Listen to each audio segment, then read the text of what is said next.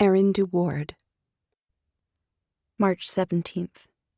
Stephen got sick on a Friday. We knew it was coming, and we'd taken every precaution, but even so, Stephen got sick on a Friday, and by Friday night, my husband's temperature had to be over 103. When I say we knew it was coming, it sounds as though I'm talking about some boogeyman that was stalking my family, a lunatic of some sort who was let out of prison and was on his way to our house to get some revenge. And, that's really not far off the mark. The lunatic in our life, and probably yours, was a pathogen. Kelly and Roxy were like Mutt and Jeff. In contrast to Roxy, who at 5'3" was rather short, Kelly was tall with jet black hair she wore pulled back either in a ponytail or twisted and secured at the back of her head with a large tortoiseshell clip. Intelligent sea-green eyes never seemed to miss anything that was going on at the coffee shop, or, for that matter, anywhere else. It was a casual seaside town, and Kelly's signature uniform was jeans and a red t-shirt covered with a white apron with the words Kelly's Coffee Shop embroidered on it in large red letters. A sudden thought ripped both from my mind. The children! deWard draped his arm over my shoulder. You'll have to work on that. You were so battle-blinded that you didn't notice Ela isn't with us. He and one of his men stayed behind to free them. His man will bring them to safety. I nodded with relief. And Ela? deWard frowned.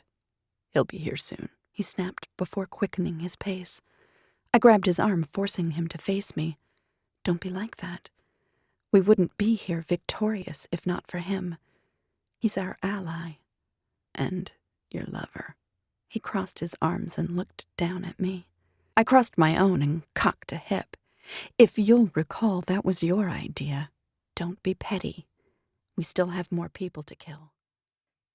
The new women's revolution is an evolution from being other-focused to inner-focused.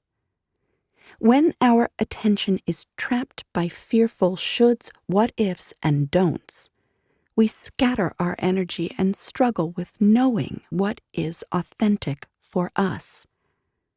When we bring our attention back to discovering who we are on the inside, not who we wish we were or who we think we should be, we begin a sacred path of transformation toward our innate, authentic, embodied power.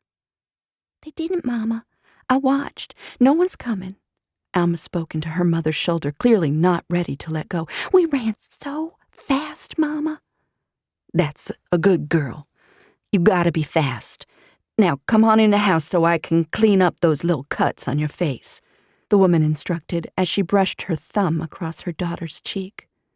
Well, what about her? Alma asked, pointing over at Beatrice, who was still feeling as though she were intruding. Go on home, the woman said, almost as a question. She needs a drink or something first. She just ran near on 2 miles. Plus those boys might still be out there, Alma insisted, looking at her mother as though she were being unreasonable. You know full well she can't be coming in our house, the woman replied with a choked-out laugh. I'm grateful for what she did, but it don't work like that. He gestured to a large velvet brocade chair. He waited as I scooted back in the chair and straightened my skirt. Do you prefer red or white? Excuse me? I was such a bundle of nerves. What the hell was I doing here? The situation was surreal. Wine, my dear. Do you prefer red or white? Or maybe I've read you wrong and you'd like something a little stronger. He smiled. This was going to be the longest week of my life. I wasn't the nervous type, but the doctor evoked strange responses from me. Red, please. He winked. That's what I thought. Contact information. Email deword.audio@yahoo.com.